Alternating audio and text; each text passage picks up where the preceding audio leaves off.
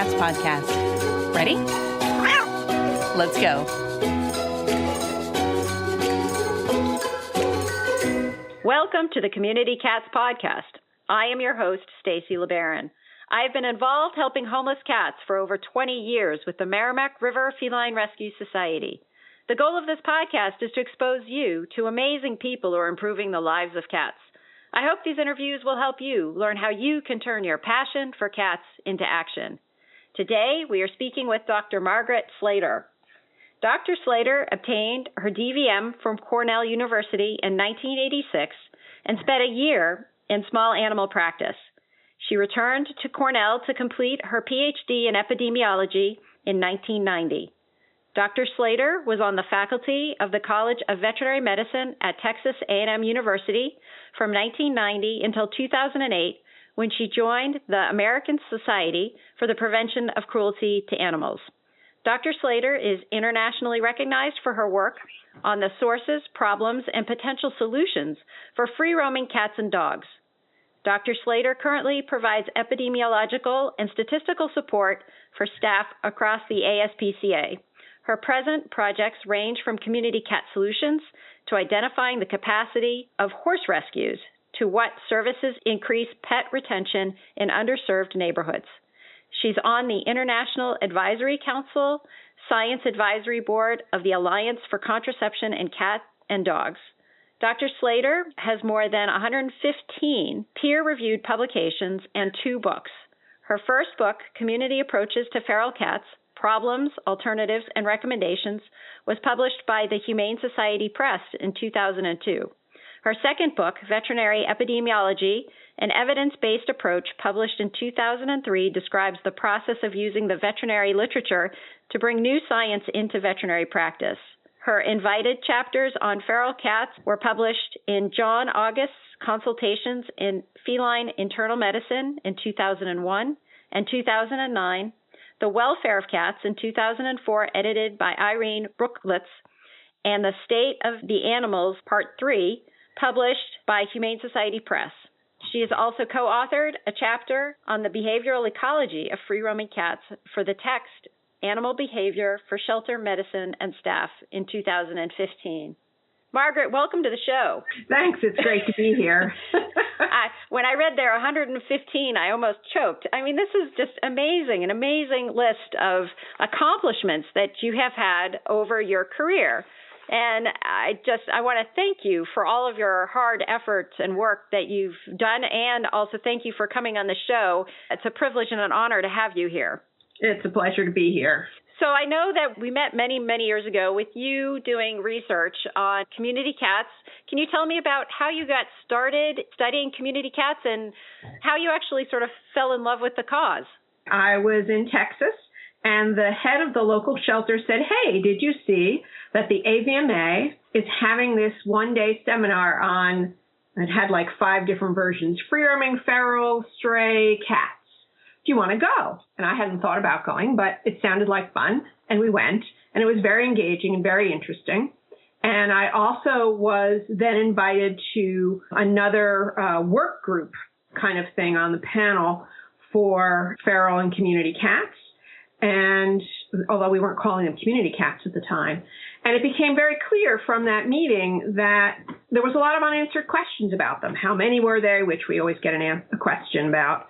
How long do they live? What kind of lives do they live? Where do they live? How do they come about? And that prompted me to take a 1-year sabbatical supported by Humane Society of the United States. And that led to the book on cats that you just listed out. So that kind of really got me going on the academic side. Right around the same time, there was at the time she was a technician, she later became a veterinary student, who said, there's cats on our Texas A&M campus here, and we're not really doing anything about them. What should we do? She said, I want to do Trap-Neuter-Return. And I went, oh, okay. So I went and talked to a whole bunch of people and actually got a lot of support from Physical Plant from on campus, which surprised me. They really wanted to have some kind of a program that was humane and good for the cats. And we ended up, long story short, integrating it into the fourth year veterinary student surgical experiences. So once a month, the students on the general surgery rotation would neuter a bunch of feral cats. And after about a year and a half, we had trapped and neutered all the cats on campus. It was about 150 or so. Some had been adopted because they were socialized, and some were still unsocialized, and we returned them. But the program was so successful that I started to start a community Trap-Neuter-Return program. They have since been absorbed into another larger spay-neuter program in the area, but they are still trapping community cats and bringing them into the vet school for the students to neuter them. And that helps us show that veterinary students that once they're sleeping, feral cats are just like other cats. It gives the staff there a chance to talk a little bit more about cat behavior and TNR in the community. And those students also do some shelter rotations at Texas A&M. So it sort of completes that picture of what goes on with cats. So I've been doing work on community cats for about 25 years now. And Stacy, you and I met when I was doing research for the book. Yeah, it was a while ago, definitely. And one of the things that struck me at that point in time was really the need for good data, which unfortunately I think our Newburyport colony situation was very tribal knowledge oriented, which is not something that is great for scientific literature. There were 300 cats here yesterday, and today there are none, but yet the paperwork and the documentation and the tracking over periods of time wasn't necessarily there.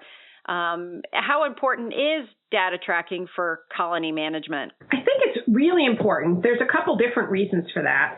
For one, if you're a colony caretaker, knowing who's coming and going in your colony is important because it allows you just to understand the lifestyles of the cats. Has this cat been with you for 15 years, like some cats I've met in colonies? They were actually born into colonies and lived there their whole lives. Or is this a cat that arrived as an older cat and has only been there a couple of years? So knowing about your cats and what their life expectancies, their comings and goings, helps us document that cats in managed colonies, once they're neutered, do quite well. So that's one important piece as a caretaker. Also, as a researcher and as someone who's looked for grant funding, when you're trying to get money for the surgeries for these cats, being able to say we have X number of colonies and each colony has this number of cats is really helpful, because then you have a good idea of how many cats you're really dealing with. And you can make a plan. You can say, yes, we were able to trap them all. We were able to neuter them all. And that makes a really strong case for funding and for continued funding. The other piece for us that's perhaps a little more esoteric is I've been working with the Alliance for Contraception in cats and dogs. That's a great group that is interested in non-surgical contraception. They got involved, of course, in community cats because there's a whole lot of cats. And there's a very interdisciplinary group of us doing some population dynamics modeling. That means that we're working with someone who has a lot of experience in this kind of mathematical simulation modeling. And we're trying to get a clear handle on how many cats you have to neuter at one time across one time period to stabilize or decrease the population. So we're looking at populations larger than a single colony by and large, but smaller probably than a city. But we have a couple of different settings that we're using, a couple different cat densities. And we want, of course, to be able to compare that to some of the other options. What happens if we adopt some of these cats? What happens if cats are abandoned who are intact and come into this group of cats? What happens if these cats are trapped and removed and unfortunately perhaps euthanized? And what are the relative costs for that? And what are the relative time sinks for that? You know, how much time does it really take to do that? So we're looking at both people costs and actual out-of-pocket costs for that. So that's been really interesting. We published the first paper looking at population modeling, and we're in the process now of writing up a paper that looks at the economic side of it. That led us to do a lot of talking to a lot of different people about what their costs were. And as you already alluded to, sometimes it's really hard to get some data. But we were able to get enough data that we feel like we have a range of what these things cost.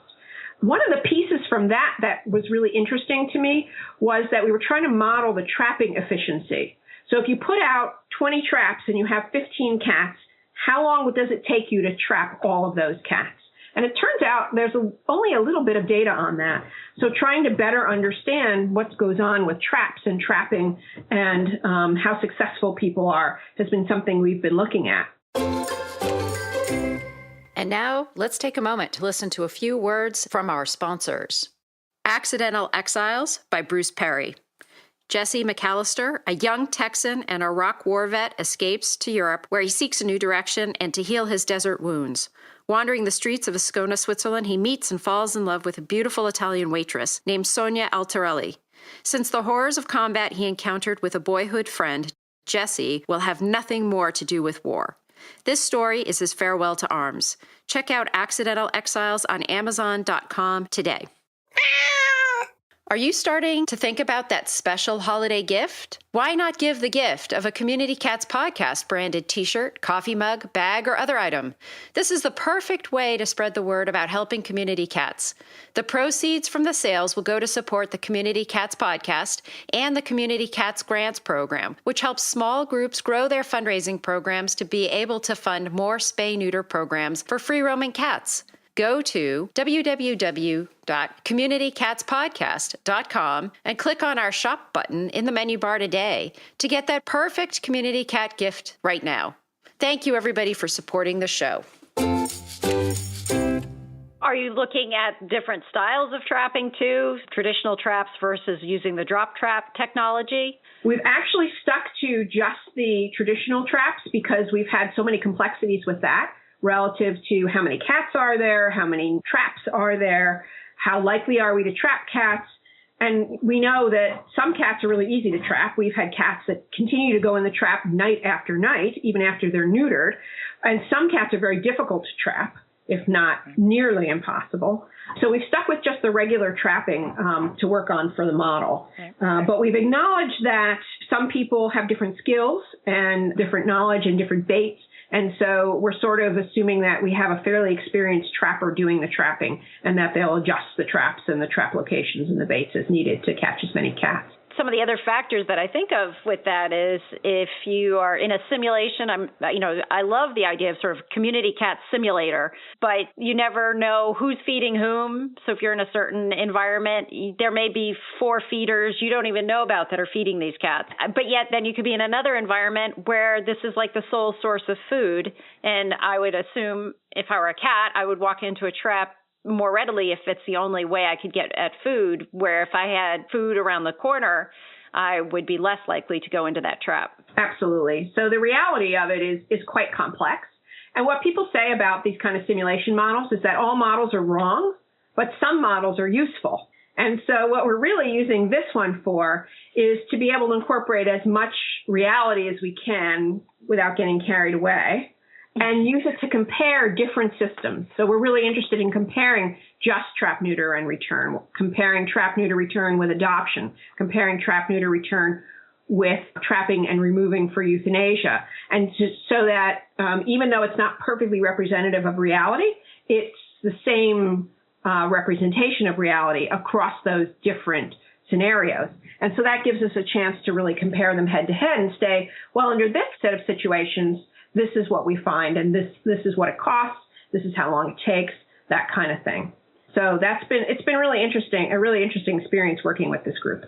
And so you had said that the population modeling paper had just come out. Is that on their website? It should be. It was out actually a year or two ago. It's in a journal called PLOS One, and it's open access. So if you search for it, you'll be able to find it. And I think you should be able to just find it online if you do PLOS One, and then you're looking for cats and population dynamic modeling.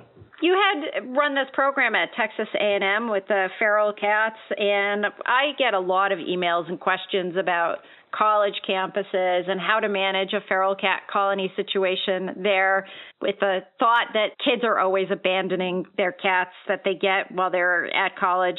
Do you have any recommendations for potential resources or any thoughts about how to manage a program on a campus with the knowledge that if you had student volunteers, there's going to be a lot of turnover? One nice resource is Alley Cat Allies. They have a whole section on campus programs, and a really valuable resource is their listserv for campus programs. So if you join, then if you have a problem or if you have a solution, you can share it with other folks and get where the collective wisdom takes you. The thing with campus programs is that they're really very variable in how they run. Ours did start off as a student organization at Texas A&M, and then eventually it morphed to something that was more of a faculty-driven, smaller student organization that was based in the vet school. And because it was at a vet school, we had the unique opportunity to integrate it into the curriculum, which is really how we were able to make it stay as a long-term program at the university. Places without vet schools, you need other veterinary sources, but some have been really creative, and they've done research where they've looked at cat feeding patterns or cat home ranges, cat movements, and so they've been able to also take advantage of the educational opportunities, and that gives them some leverage in keeping cats on campus. Other places have still had to operate below the radar. That's really challenging, and sometimes you can just ask forgiveness afterward. But in a lot of cases, I do recommend trying to find a faculty mentor who's really keen. Sometimes you can actually find people in the physical plant or the whatever department it is who's responsible for dealing with the animals on campus, because we found some, real cat lovers at Texas A&M in that physical plant program, and they were very, very supportive and helpful in the program. So they were very happy to have it. They would tell us if they saw new cats. If there was a problem cat, they would trap it and bring it to us so we could get it neutered and handle the issues, that kind of thing. So look widely for an animal lover. We've had people from the English department. We've had people from the wildlife department.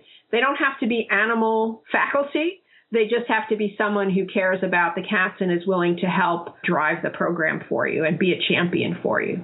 It's great advice, and always try and set up a official program and work with the parties first before going underground too quickly. Definitely reach out and introduce yourself before trying anything. Margaret, I wanted to ask you, in addition to this, the modeling that you've been working on, what other sort of projects have you got going on, or is just the list just so long? It's a little bit long. One really interesting project actually that's related to this is the idea of getting residents engaged in doing trap-neuter-return. So sometimes there's just a cat or two in their backyard. Sometimes they're feeding them. Sometimes they just see them.